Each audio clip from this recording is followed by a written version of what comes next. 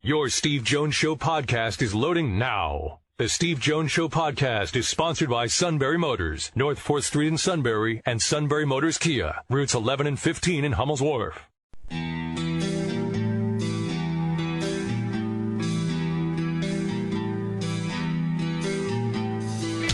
Sports talk where your voice counts. This is the Steve Jones Show on News Radio 1070 WKOK. Now from the Sunbury Motors Studio, here's Steve Jones.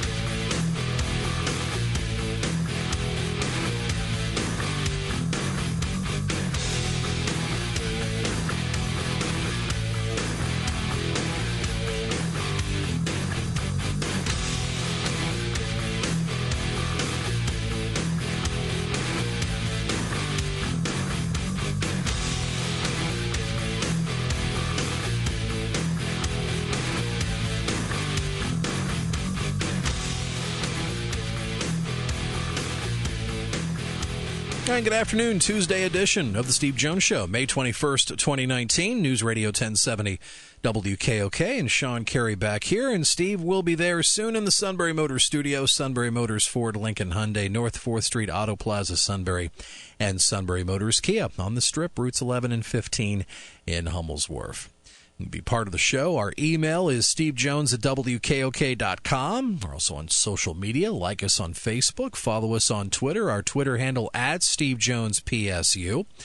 And also subscribe to our free podcast. We're on iTunes, Apple Podcast app, Google Play.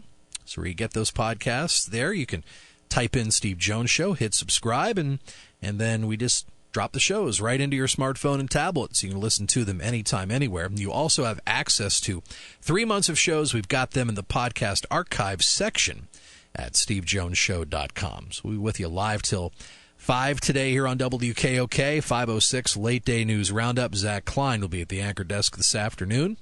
And then tonight we will have Phillies baseball head back to the friendly confines of Wrigley Field for Game 2 of that 4-game set between the Phillies and Chicago. So on deck will be at 6:30, first pitch at 7:05. Cubs trying to get on the winning side of things after losing last night 5-4 in 10 innings. That's Cubs' 4th loss in their last 6. Chicago's actually 1 out from victory. Chicago was able to come back to get 3 in the 8th inning to take the lead 4-3. But then the Phillies were able to get a bloop single.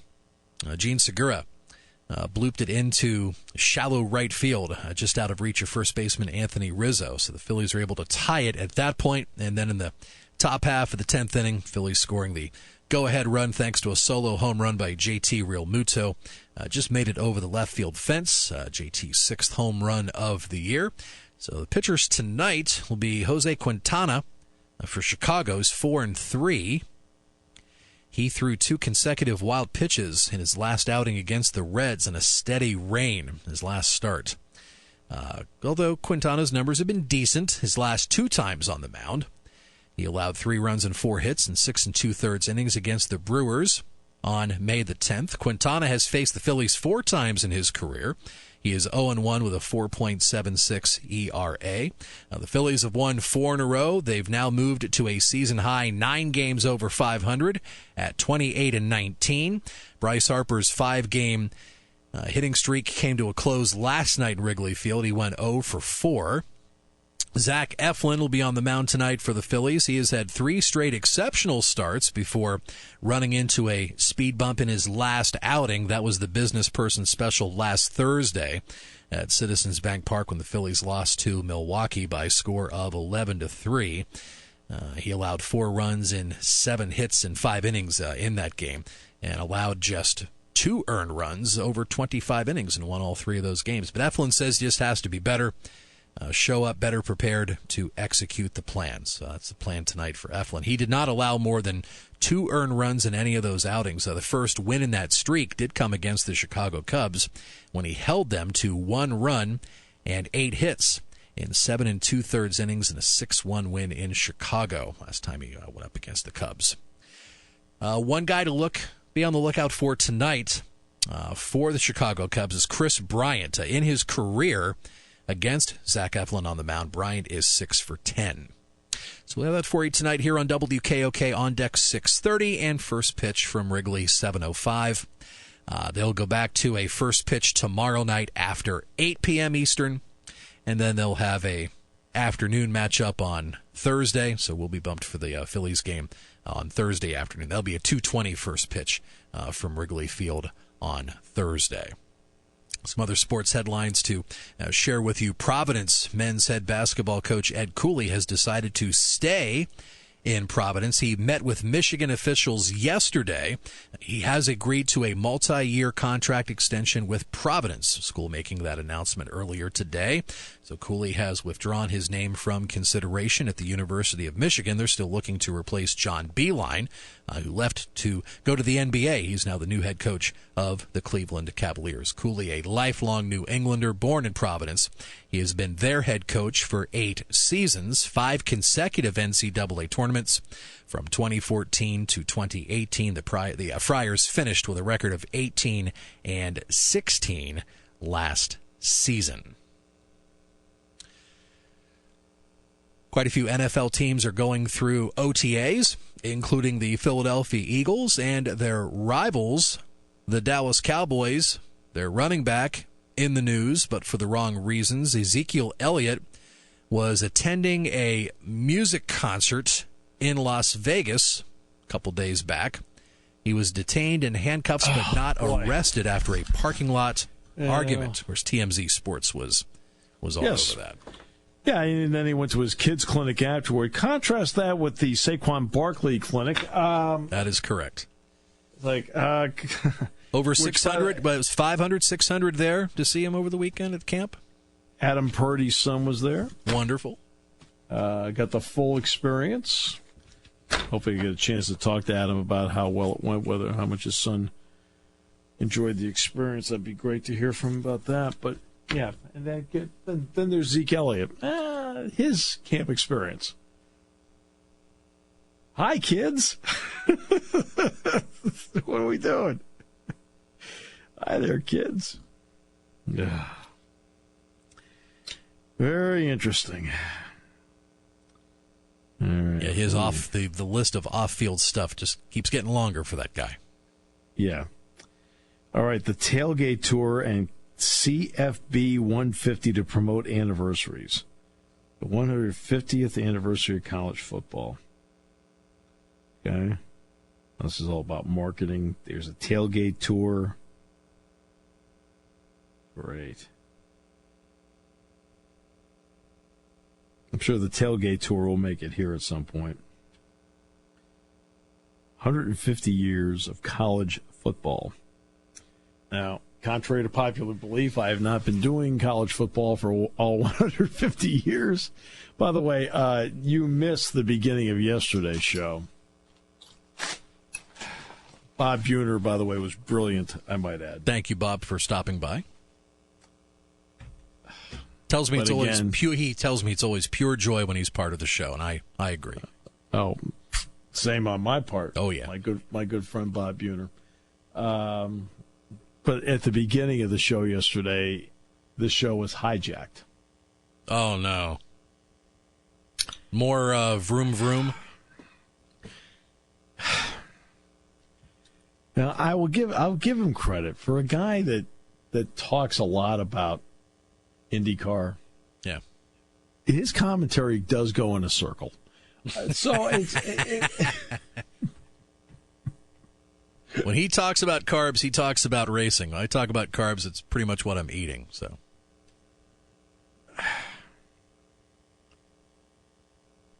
is that race coming up on Sunday? Does that sound right? Yes. We have contacted NBC Sports. We're hoping to get play-by-play announcer Lee Diffie on the show. That could happen tomorrow. We'll have to wait and see. We're checking on Mr. Diffie's schedule. Now that NBC has now taken over Indy 500 coverage on TV. So, well, if we get Lee Diffie on the show,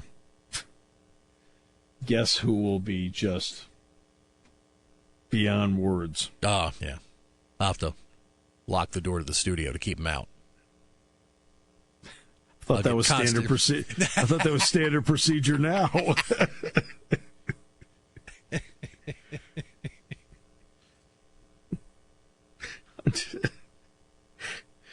I actually watched. You're gonna love this. Okay. You're gonna love this. Right. This is the 50th year. It's been 50 years since Mario Andretti won his Indianapolis 500s, 1969. And I think, anybody who follows racing knows the story that Mario Andretti, a couple of days before qualifying, crashed his car. So they had to use the backup car to get it into the race. So Andretti, backup car, gets the car into the race. Well, they take that traditional picture of the front row, and Andretti, by the way, was in the middle of the front row. All right. Well, of course, they sell that picture at the in all the gift shops. The front row, the year Andretti won the 500. Okay. You want to know the interesting fact of that picture? Is they're showing Mario Andretti had burns on his face from the accident. The Andretti standing in the middle on the front row of the picture is Aldo Andretti, his twin brother.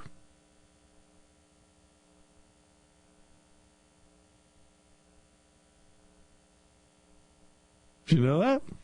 Never knew that. Okay. He said nobody even questioned. He got a hold of Aldo and he said, look, he says, they're going to take this picture. He says, it would look a lot better if you were in it, not me. So Aldo Andretti went over there, and no one was for the wiser. And they sell that picture. The year Mario Andretti won the 500. Here's the picture of the front row, and it's not Mario, it's Aldo.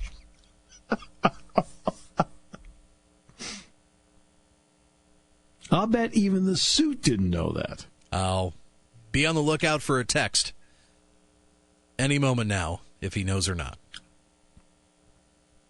But that is his twin brother, his identical twin brother, in that picture.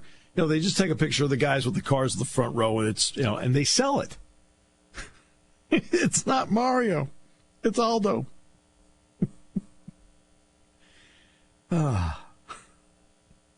See, I can hang with do some racing stuff. That's right. Show. Storytime with Steve, IndyCar edition. I'm telling you right now, he has the suit will have no clue about that. None. Zero.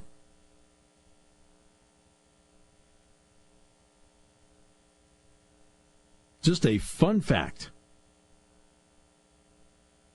All right, we'll take a break. Neil Coolong's on the show today. Looking forward to hearing from him here on News Radio 1070 WKOK. When it comes to car buying, there's the other guy's way, and then there's the SMC way. The other guys force you into a vehicle you really don't want. The Sunbury Motors way lets you take the time you need to browse, ask questions, and take the test drive and think on it. For over 100 years, the Mertz family and all their employees have made your experience the most pleasant one you'll ever have. The other guys won't offer you the best price for your trade, no matter how much they say they will. The SMC way is their promise to provide you with the most money the market shows your vehicle is worth.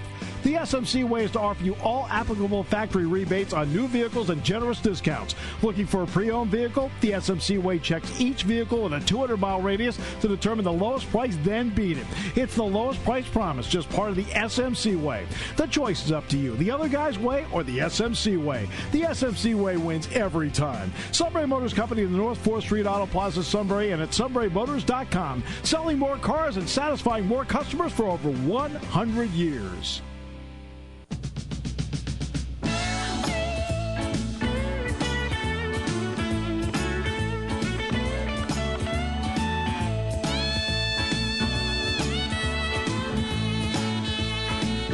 That's right. The old twin brothers switcheroo. So you go over to the Indy gift shop and go, yeah, maybe we'll get Mario to sign it. Well, why don't you actually get the guy who's in it, Aldo? It's like that Disney movie, Freaky Friday. Yeah, it was a Freaky Friday, and what was it, The Parent Trap? That's right. Parent Trap, yeah. And also the Parent Trap reboot with Lindsay Lohan before she got all crazy and stuff. Yeah, something like that. Yes, definitely something like that. Yeah.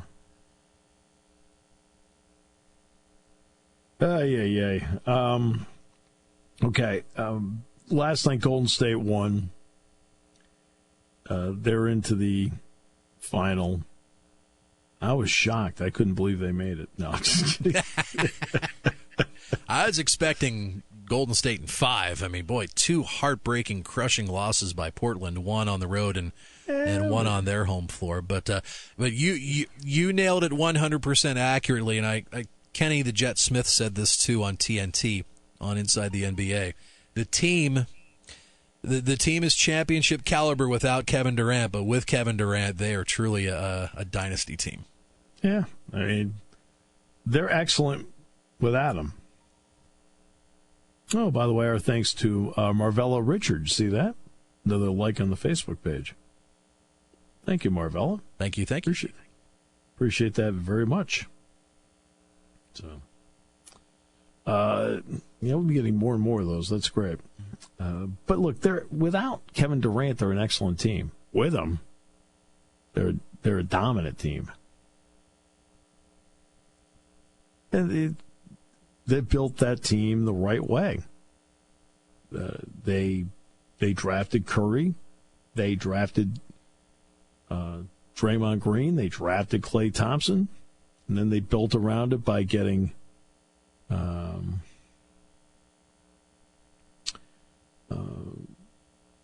they picked up Andre Iguodala. They picked up Sean Livingston. And then they eventually signed Kevin Durant. I mean, they won a championship before Durant got there. Then they lost in 7. They lost the last 3 games. And then they get Durant. And they haven't lost anything since. So, it's... Now, whether they get him back for this, I don't know. I don't know if they'll get him back for the final or not. But that is...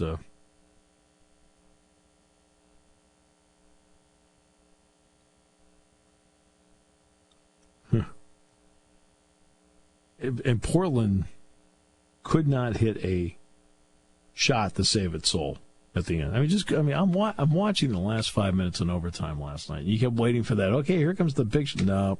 Here comes the big no. Drive to the bucket, no. You name all the big shots, they didn't hit a single one of them.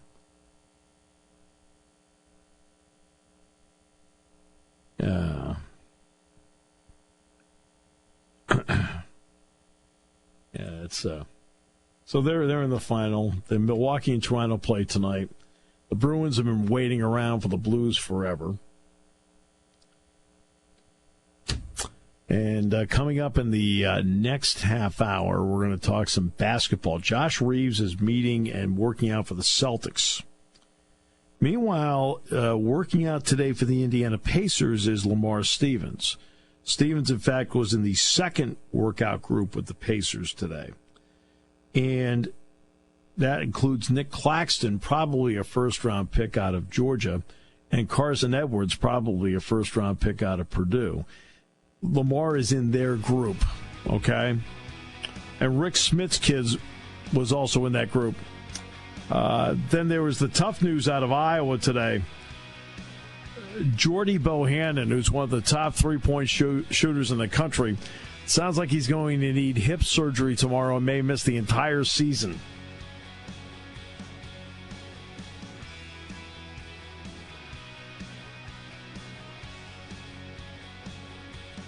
All right. So in the next half hour, we'll talk a little NBA basketball with a Penn State slant to it. We'll talk about Josh Reeves getting An opportunity to work out for the Celtics. Next on News Radio 1070 WKOK, brought to you by our great friends at Sunbury Motors.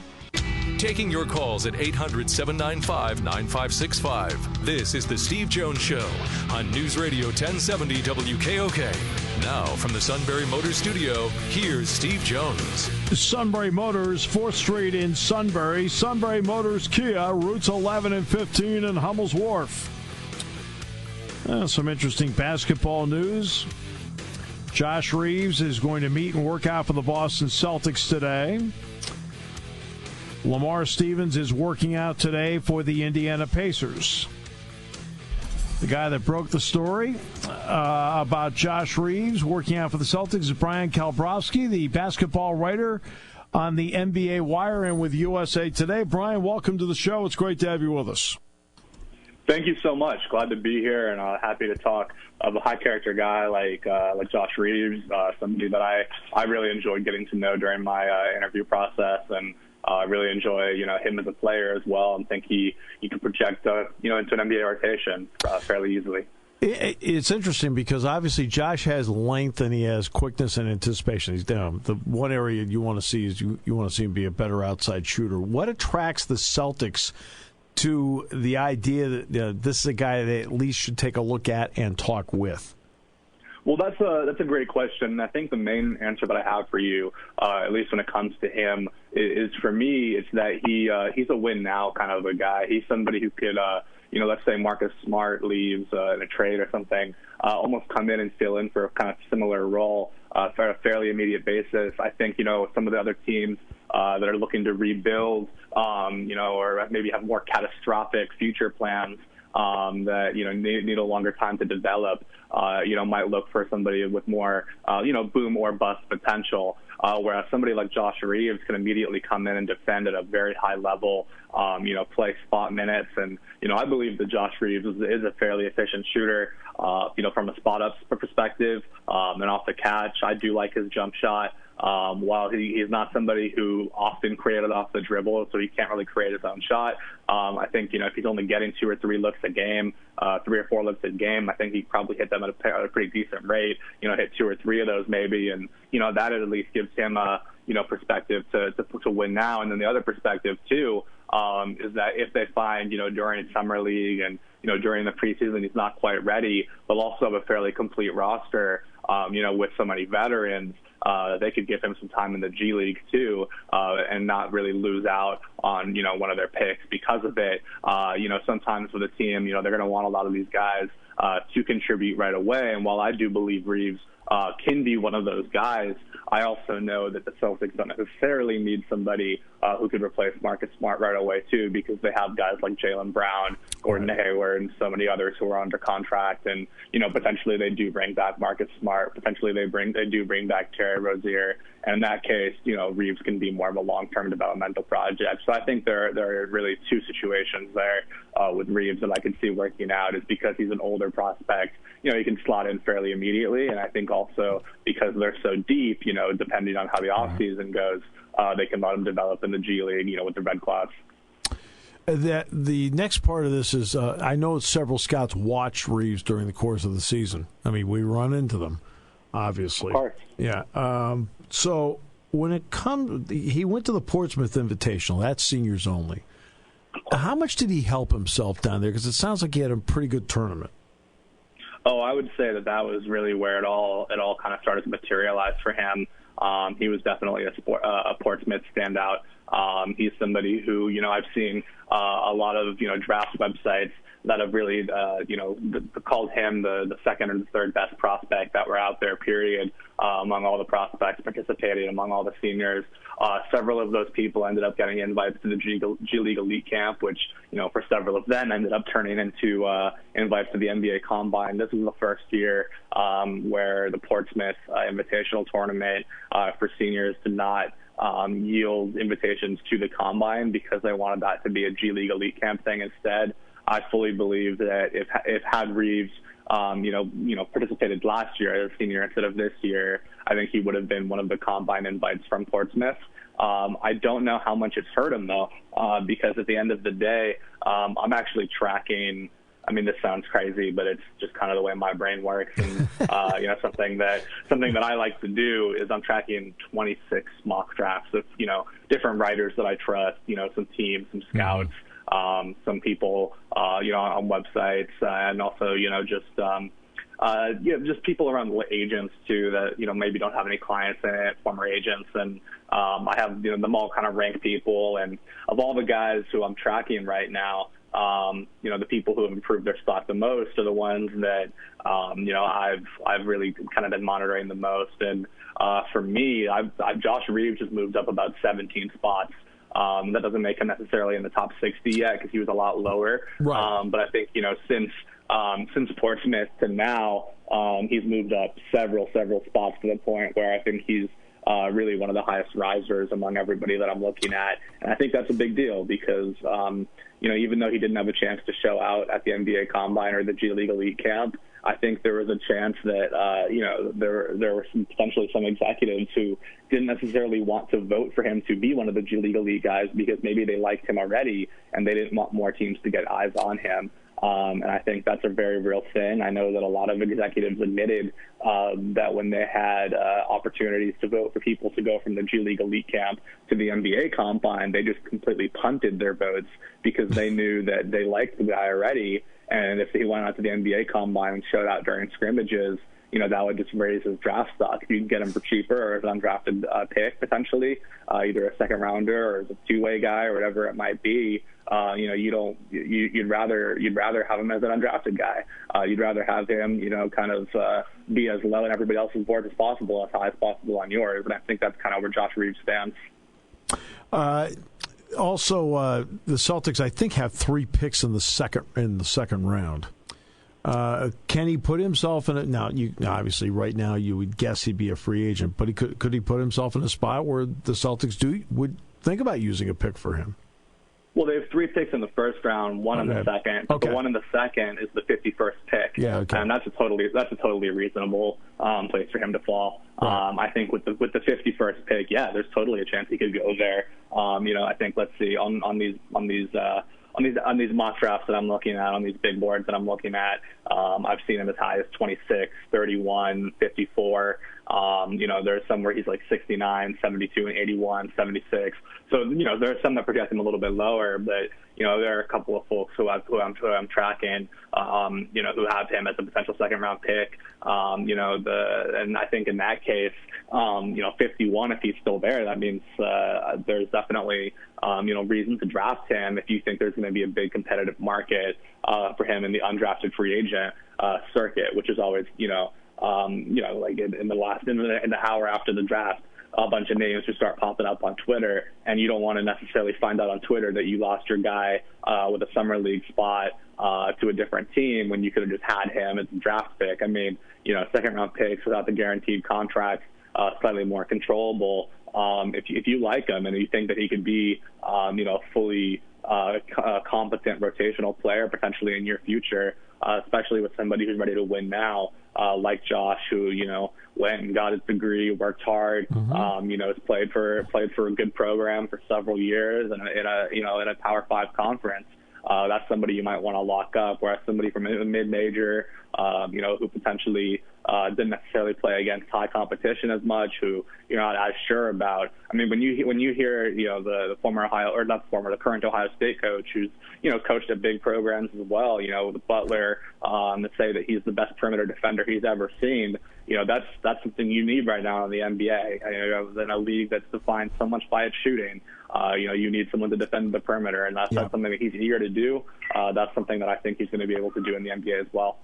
Lamar Stevens is going to work out in the same grouping with Nick Claxton and Carson Edwards today for the Indiana Pacers. What, if anything, have you heard about Lamar Stevens?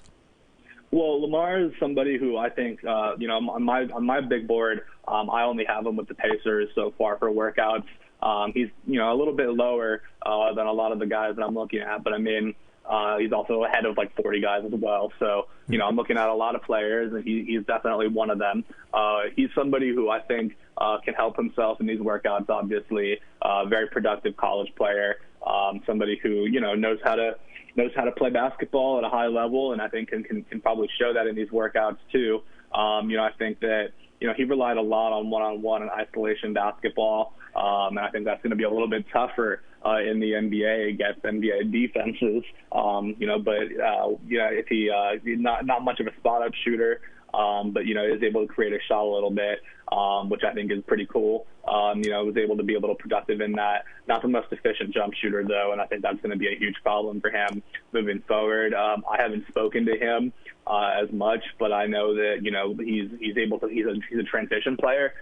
So teams that might run more of a high tempo offense might really like Lamar Stevens, because he can fit into that at least on a spot basis.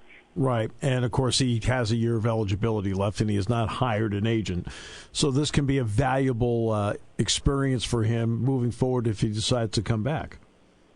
Yeah, and of the players that I've talked to, a lot of them were at the NBA Combine last year, got that Combine invite. And, even to get the Combine invite, that probably means that, most teams thought you were a top 60 player. I think almost everybody that I've spoken to seems to really believe that, the going to the Combine, testing the waters last year, being a part of this whole process was a really good thing for them. And I think that that's something that, even if he didn't get those Combine looks, didn't participate in the G League Elite Camp, I think he'll still have a lot of success.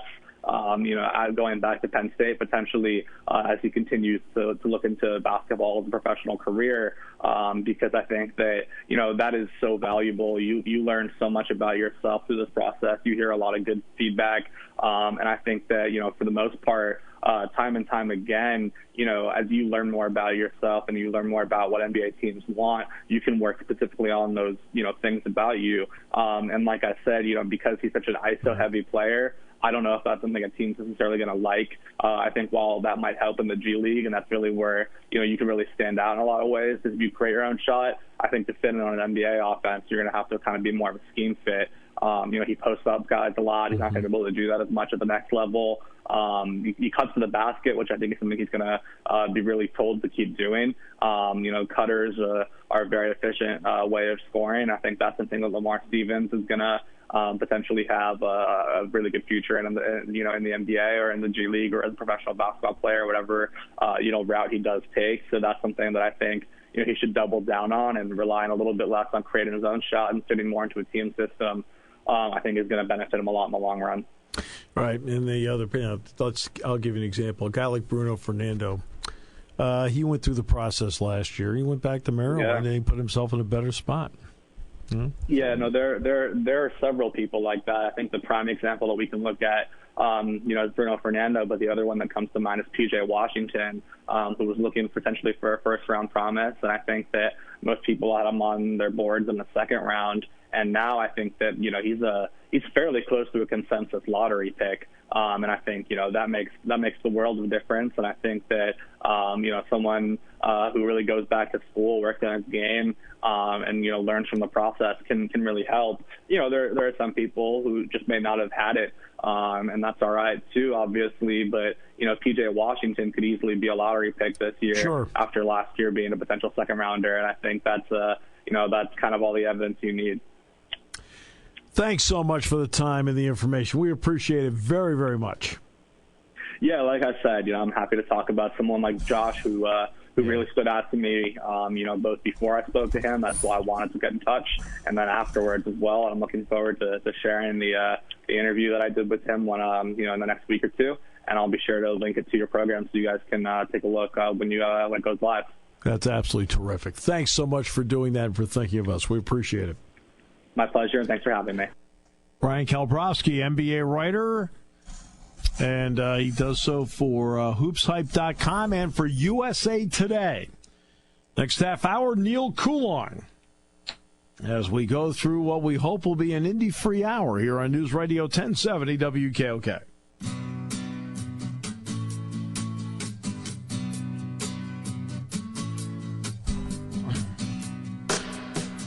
Well, very interesting. Jimmy Pitero is now the one that runs ESPN, and he did an interview with the LA Times.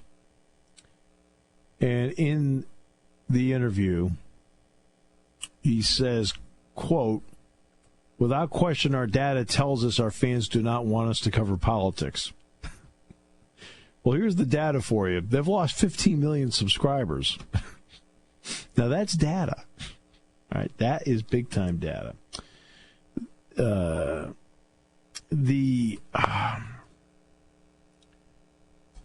couple years ago, this became something that was very much talked about. I'll give you the two comments here. This is from ESPN in January of 2017. This is January 2017. "So many of you write in every time we say something that you disagree with politically, even though we don't talk politics around here. We talk race, we talk about cultural issues, we don't talk politics. So many of you write in. That's why ESPN is losing subscribers, because of its liberal leanings. It's just a basic misunderstanding of what is happening with ESPN that confirms your biases. That is not why ESPN is losing subscribers at all. ESPN is losing subscribers because in 2017, all the technology has changed and 99 million of you have been paying for something that 98 million of you may not be using at any given time. It's not about the politics of the company. The company doesn't have politics." Well, a lot of people were complaining about the social media usage, what their personalities were saying. And that was before Jimmy Pitaro came back. And now Pitaro said today, the interview was in Sunday's LA Times. He said he satisfied ESPN's more traditional fans by steering commentators away from political discussions on air and on social media, which heightened during President Trump's criticism of NFL player protests against social injustice during the playing of the national anthem. "Without question, our data tells us our fans do not want us to cover politics," Pitaro said. "My job is to provide clarity. I really believe that some of our talent was confused on what was expected of them. If you fast forward to today, I don't believe that they are confused."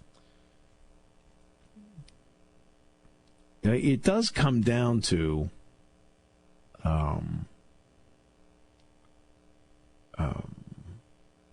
they've lost a lot of subscribers, and they've lost it for a variety of reasons. It's not, some people want to cut the cord because it's too expensive, right? So they're cutting cord with cable anyway.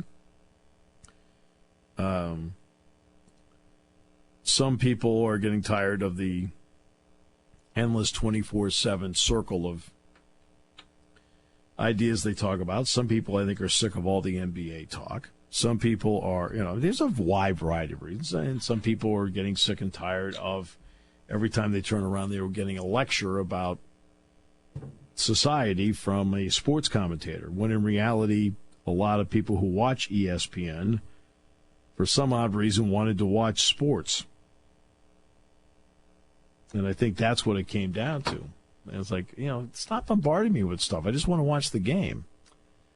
And they took a hit. They took a hit from it. The 15 million subscribers. They were at what, 101? Now they're at 86. Now that 86 is still a dynamic number. Every cable network from Bravo to Hallmark to CNN to Fox News to Nickelodeon would all like to have 86 million households. And that's what they would they'd like to have that. So the ESPN still has that. But the difference is that they were at 101 before. 101 to 86, that 15% drop is a pretty big drop. And that's, and then when he came on board, I'm trying to think the heck he replaced. But he said, look, enough of this. Let's get back to doing sports here. So not everything has to be a social commentary.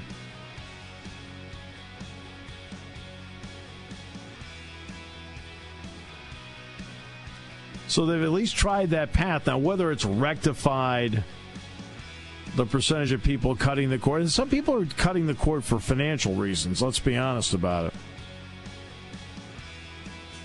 I mean, they're all turning to radio. Have you noticed that, Sean? No complaints from this veteran radio camper. They're all turning to radio. I mean, next half hour, Neil Coolong will join us. By the way, it is an election day, and this is different because you actually are electing a congressman today. This is not to set up November in a primary. You're actually electing a congressman. Your station for news, weather, business, and CBS Sports Radio. News Radio 1070 WKOK Sunbury and on WKOK.com.